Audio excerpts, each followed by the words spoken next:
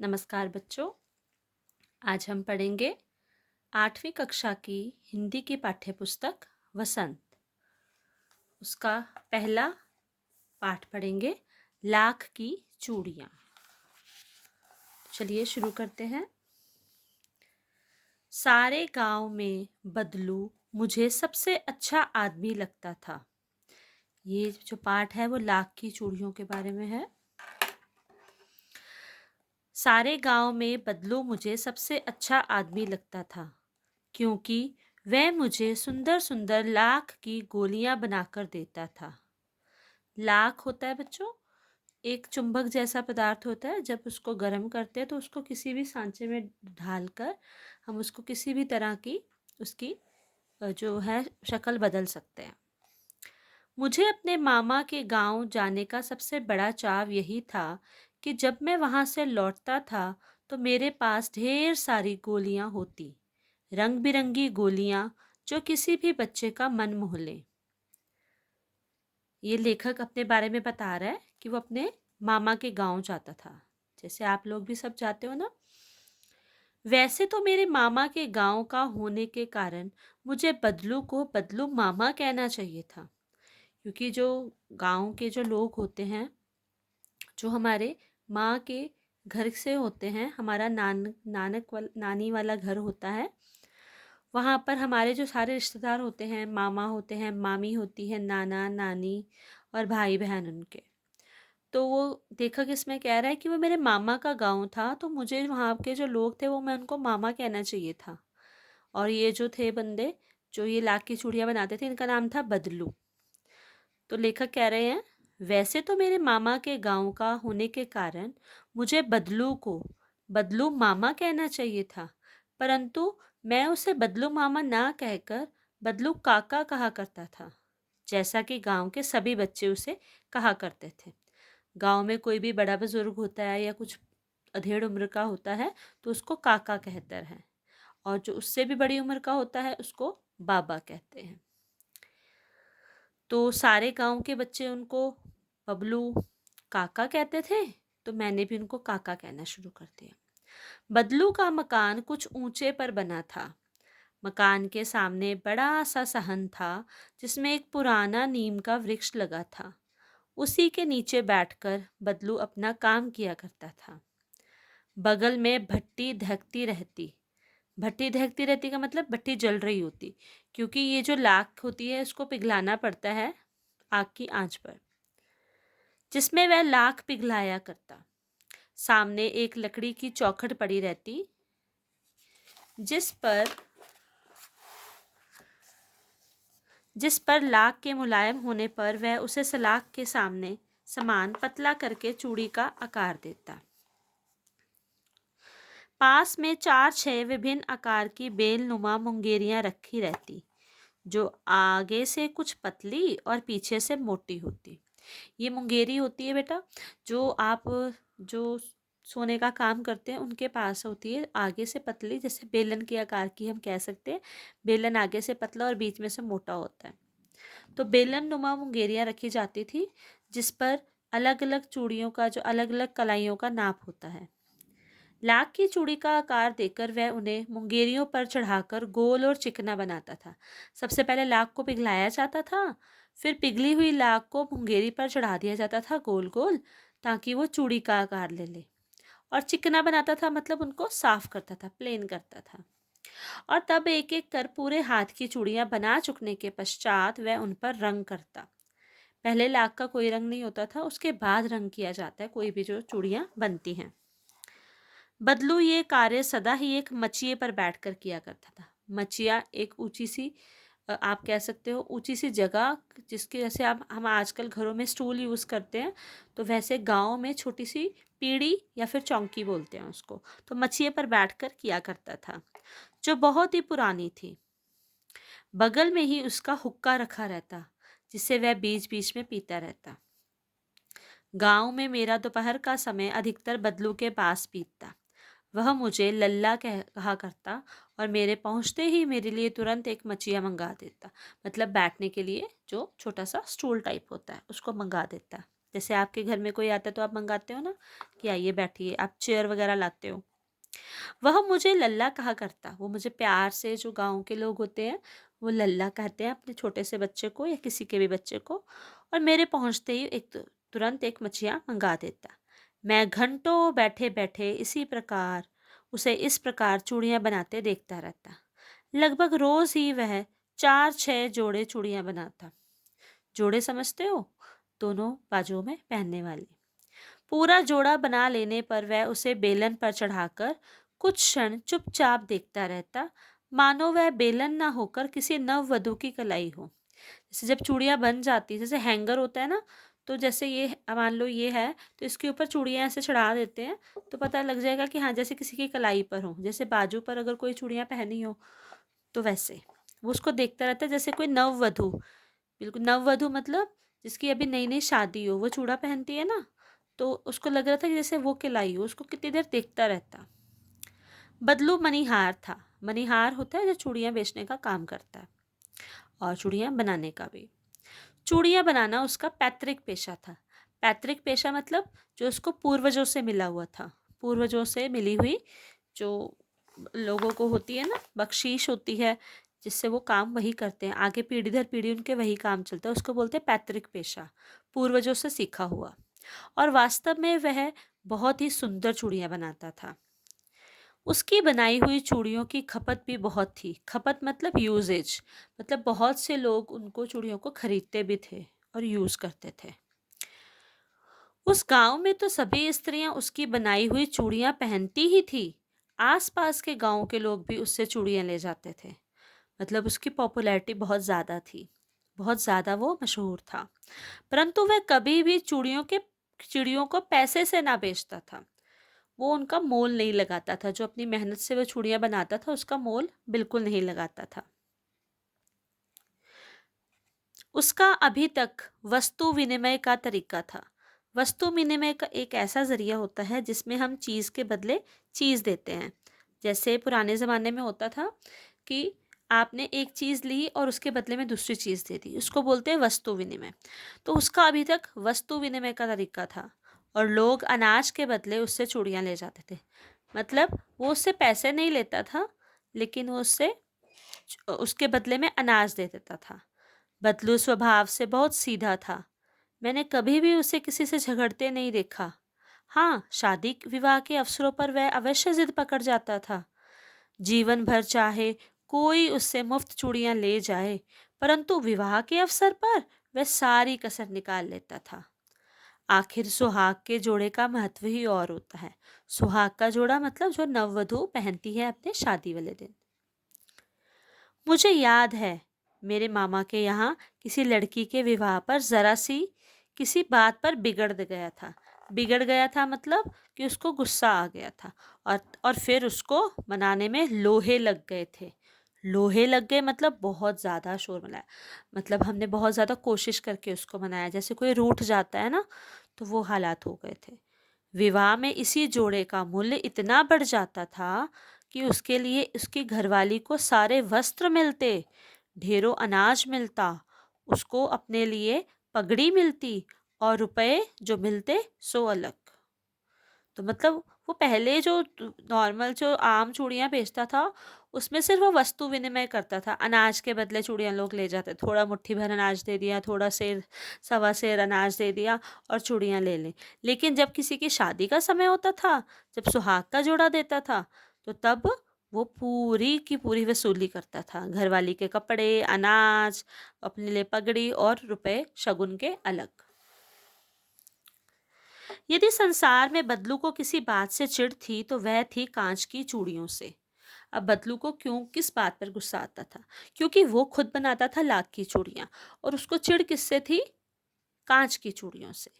यदि किसी भी स्त्री के हाथों में उसे कांच की चूड़ियां दिख जाती तो वह अंदर ही अंदर कुड़ उठता मतलब दुखी हो जाता। कभी कभी तो दो चार बातें भी सुना देता, मतलब जो चीज़ आपको पसंद नहीं होती और आप किसी के होते हुए देख लो तो आपको गुस्सा आता है, उसको बोलते हैं। मुझसे तो वह घंटों बातें किया करता।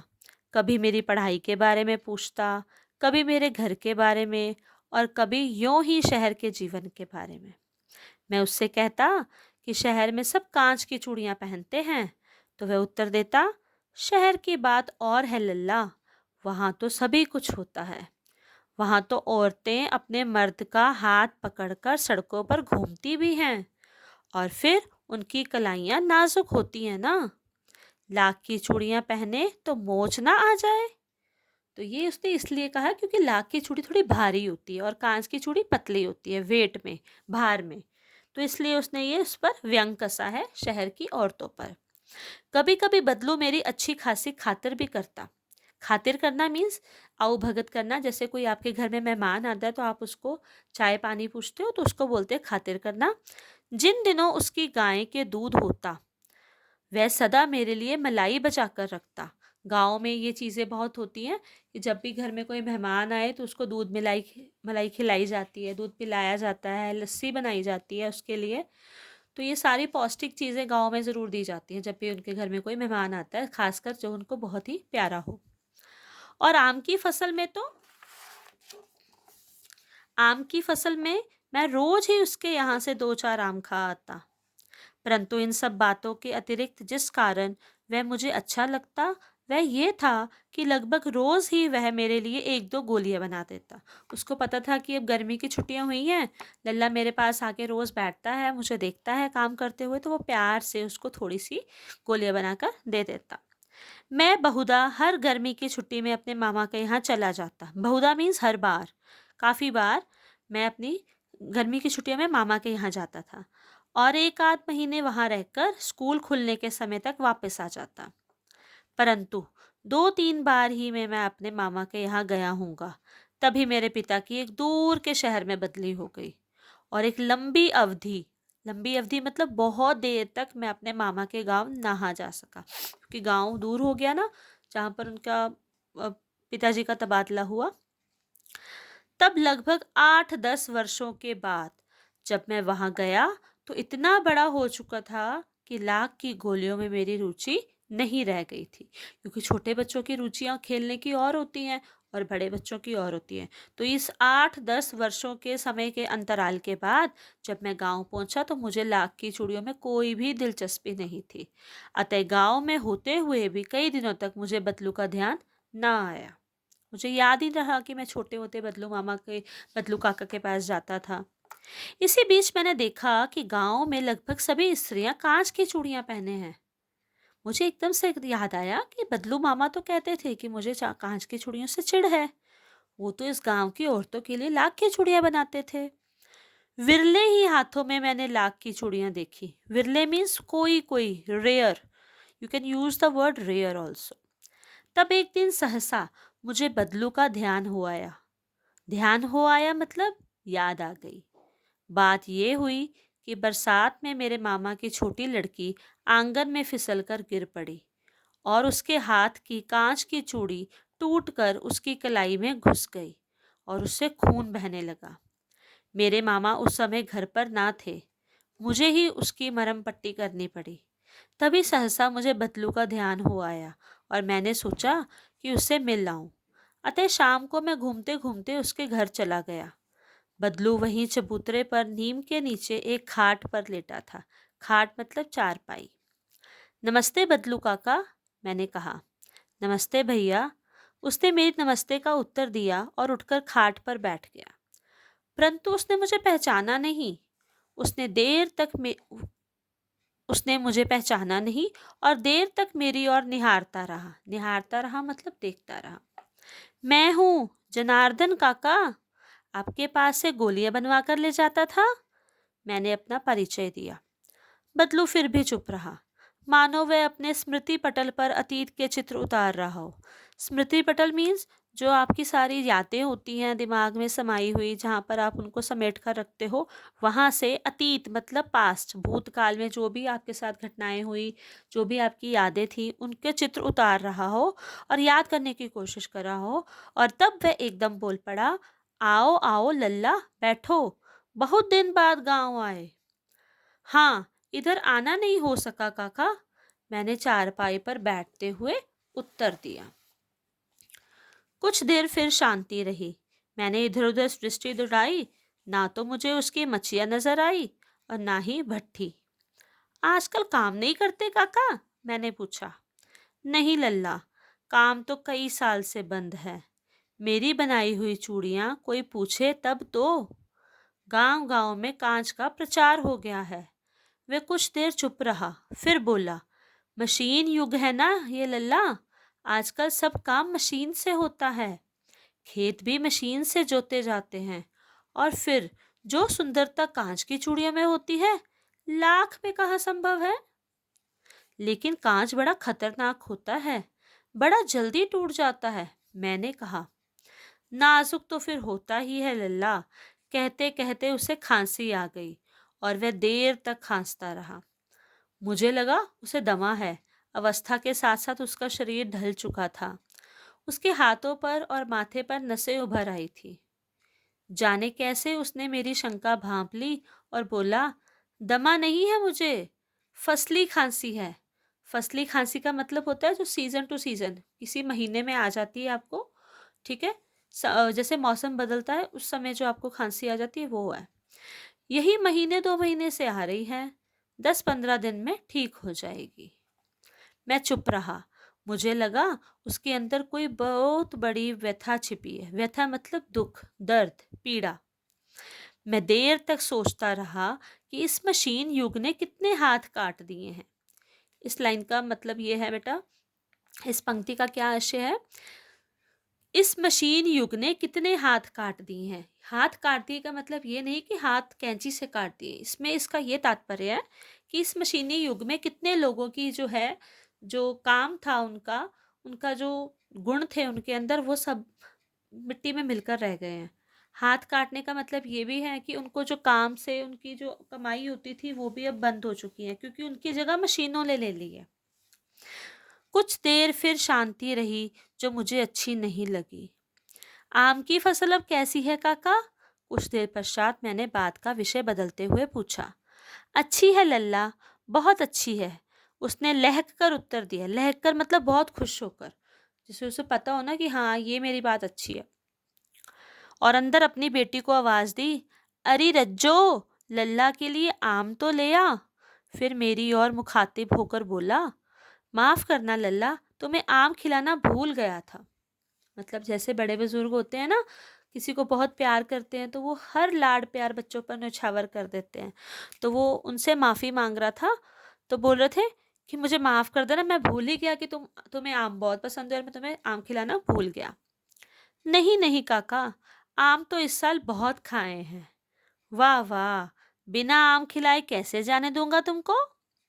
तो जो हमें प्यार करता है वो हमें प्यार से कोई चीज़ खिलाने के लिए भी ज़रूर हट करता है, जिद करता है। मैं चुप हो गया। मुझे वे दिन याद हो आए जब वह मेरे लिए मलाई बचाकर रखता था। गाय तो अच्छी है ना काका? मैंने पूछा। गाय कहाँ है लल्ला, 2 साल हुए बेच दी। कहाँ से खिलाता? कहाँ से खिलाता का मतलब ये है कि अब उसकी जो आमदनी है वो अच्छी नहीं है। पहले वो चूड़ियाँ बनाता था, ठीक है, अब उसने चूड़ियाँ बनाने का काम भी बंद कर दिया। तो गाय के लालन पोषण के लिए भी तो उनको चारा वगैरह चाहिए ना। तो वो कहते कहाँ से खिलाता, गाय को खिलाने के लिए भी मेरे पास पैसे नहीं है। इतने में रज्जो, उसकी बेटी, अंदर से एक डलिया में ढेर से आम ले आई। ये तो बहुत है काका, इतने कहाँ खा पाऊंगा, मैंने कहा। वाह वाह, वह हंस पड़ा। शहरी ठहरे ना, मतलब जो शहरों के लोग होते हैं वो ज़्यादा मीठा नहीं खाते ना, आम ज़्यादा नहीं खाते। गाँव के लोग तो बहुत ज़्यादा खा लेते। मैं तुम्हारी उम्र का था तो इसके चौगुने आम एक वक्त में खा जाता था। वक्त मतलब समय पर, और चौगुने मीन्स 4 टाइम्स। आप लोगों की बात और है, मैंने उत्तर दिया। मतलब गांव के लोगों की बात और होती है क्योंकि वो हाथ से बहुत काम करते हैं, लेकिन शहरी लोगों की नहीं।